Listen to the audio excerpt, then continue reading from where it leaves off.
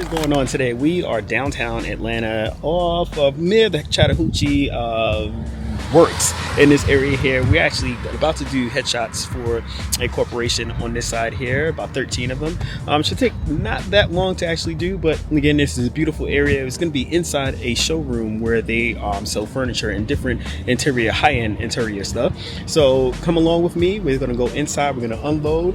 We will be doing a live stream as well inside there, showing you guys how I set up, but this video will be dedicated directly to my YouTube audience, so you guys can see all the behind the scenes of what actually happens. I'll see as much as I possibly can and try to get mic'd up so you guys can hear again how I pose out my subjects and make sure I get the shots. We should do some before and after so you guys can see as far as what's going on, and then also the final product when it goes out to the client. So come along with me. I'm just unloading this car. We got a lot of stuff in here. Let's do it. All right, so let's go to the cameras I'm using. I'm using an R5 and I'm using an R6. Now, I have two cameras. Usually I have it as a backup, but in this case, yeah, I will actually just need one, being that we're not going to have multiple locations. And I still bring all the things that I need as far as for multiple locations. I'll have multiple tripods or light stands and 2 sets of lights, just in case one goes out, you have a backup. But in this case here, we'll just need one. I'll be using R5 on these shots. The lens that I use here, depending on what kind of headshot I'm going for, will either be a 7200 or a 24-70 lens. In this case here, I'm going to use a 24-70, being that we don't have that much space and we don't need any depth as far as seeing any blur backgrounds because it's going to be white.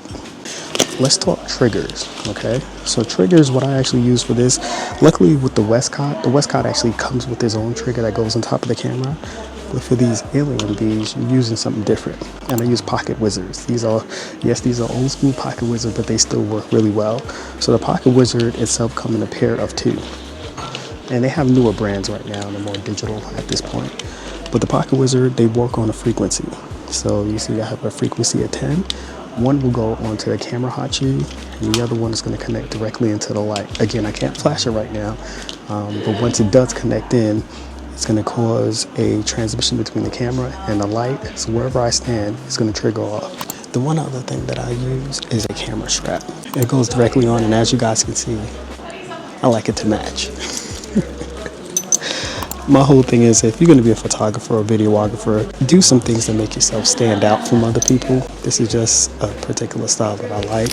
I wouldn't wear a black one with what's the name shoes, but in this case here, as you see, it all matches. Another thing that I like to do is make sure that my logo is visible no matter where I go, especially if I'm out in corporate in an environment and you're doing headshots for one person. You just never know that somebody else may see it, look at your logo, and look you up later. So that's one thing to consider. Just make sure you brand yourself out. With my camera strap, it works based off like these little screws that go into the back of the camera down here. So you would just screw it in, as you can see here. And then this, and clip on directly to my clip here. And this is exactly what I'm using. Actually, this is the wrong one. Hold on a sec. It'll actually be like this. It's a D loop. Goes right into the back of your, or the bottom of your camera here. And then from here, you just lock it in, just based off that. So now, when you're taking the shots, you have an opportunity to, like, put your camera down, pose your subject, and then pick your camera up this way. So instead of having a camera strap around your neck, this just works better in my opinion. There's a lot of talk about the cloth versus leather. I like the leather because it's a higher end look, and also it's a little bit, in my opinion, a little bit more durable than the cloth. I've used these in weddings outside in the middle of Arizona and Phoenix, and it's hot. But again, things like that is durable. You got to think about it. Like, this setup may be $8,000. Would you trust it to something cloth, or would you trust it to something like a really good leather? So this is why I like the camera strap on their leather.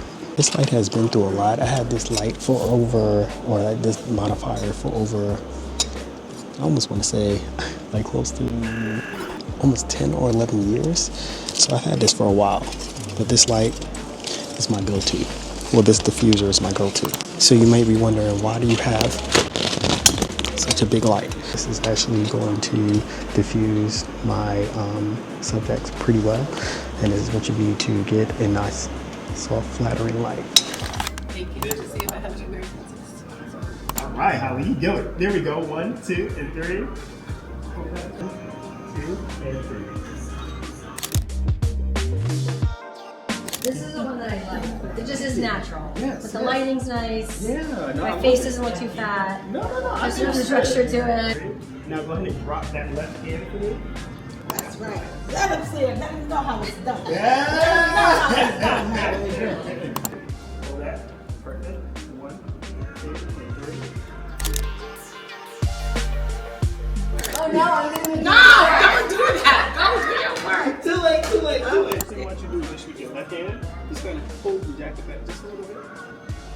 Here we go. I'm only getting up here, so don't worry. Okay. Just pull it back. You're just putting your hand right on your head. You got it. 1, 2, and 3. Remember you get this? Yes, I do. I like this headshot. You do. But I just want this outfit on it. Oh no, let's do it.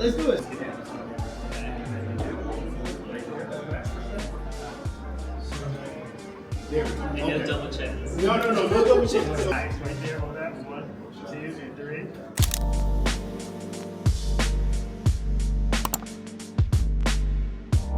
All right, so we are all wrapped up. I'm all packed up back inside the car right now, and it was an actual really great event, as you can see from the images that we captured here. There was some behind the scenes that you guys did see, and a lot of the action that was going on behind the scenes as far as when I'm talking to people and trying to ease their fears and their comfort them as far as taking headshots. So I'm about to head up the road. I'm gonna grab something to eat. I have to go pick the kids up today, but you know, it was a great shot.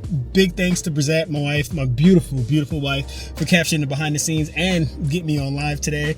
I definitely love you and appreciate you. And hey, if you are a photographer or videographer out there, again, I can't stress this to you enough. Make sure you are showing your content. Make sure you are putting your content out there. But most importantly, I gotta say, just make sure that you're continuing to be exactly who you are. As you can see, behind the scenes, I'm trying to be exactly who I am. When you meet me on the street, you're gonna be the same person. Yeah, we all get tired, but don't try to dim your light for anyone because you don't think that's what they want to see. They want to see who you are, exactly who you are. So I'm Jay, entrepreneur here in the Atlanta area and owner of J.August Media, where I believe you have the right to showcase your work and you continue to showcase your work. Put your business out there online so they know you're in the business to do business. Until next time.